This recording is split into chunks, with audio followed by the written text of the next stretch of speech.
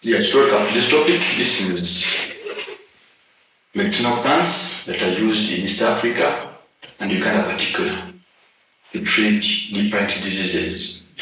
In this topic, we shall learn about the various plants that are used within communities in East Africa that are medicinal importance. We shall learn about plants that are used to treat external parasites, internal parasites, then plants that are used to treat tick-borne diseases, plants that are used to treat trypanosomiasis, digestive conditions or disorders, and other drugs that are obtained from plants to treat those diseases. When we speak of external parasites, this really cause stress.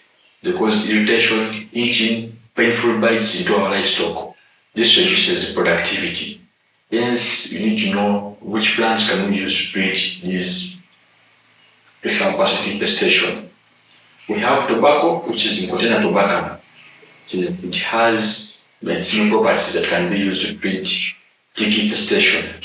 We have neem tree, that is Azadirachta indica, and this is a fly repellent. When we plant it within our crops, we can repel ticks. Sometimes we burn infested dung.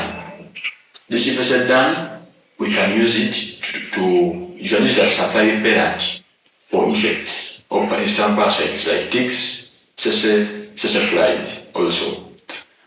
Then we have Allium sativa, which is known as garlic. This is used to treat lice infestation.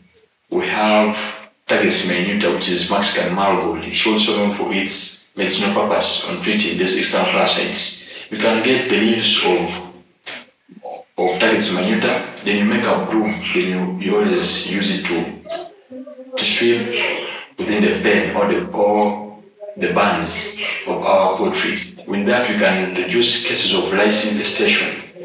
We have plants like Eucalyptus cintrodorella species. When you plant eucalyptus, it is a fly repellent, basically working based on mosquitoes. Remember, mosquitoes are carriers of they spread diseases such as smallpox, Rift Valley fever, and others.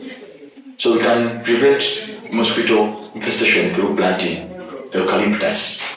We have other plants that we can use to treat external parasites. I shall talk about those in details.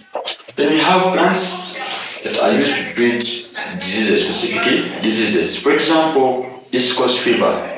With East Coast fever, we use bitter leaf, which is Vannonia and Gardenia, to treat it. We have anaplasmosis, whereby we use Rhamnobia ugandensis. The same thing with babesiosis, whereby in babesia we can use Acacia or Lepora. What about in cases of trypanosomiasis?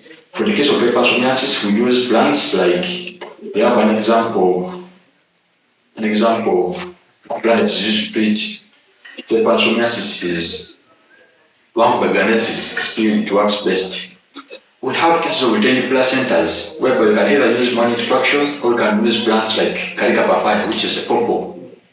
We have cases of constipation, and in constipation we use Licinus communis, the oil, but to ensure we give a right dose because the excess becomes toxic. We have Mangfera indica treating still constipation. We have bitter leaf treating cases of bloat.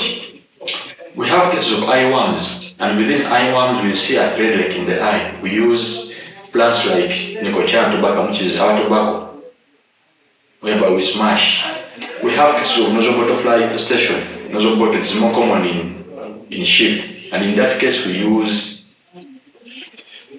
shall use Arslan and Cana to treat. We have cases of mastitis. In mastitis we use Harrisonia albicnica to treat.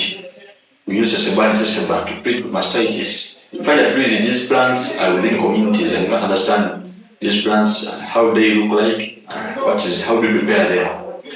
We have plants that are used to treat injuries. In case your animal has an injury, it could either be a wound, we use Licinus communis, the leaves. You dry, then you apply. We shall talk about these plants in details. Hope you enjoy It will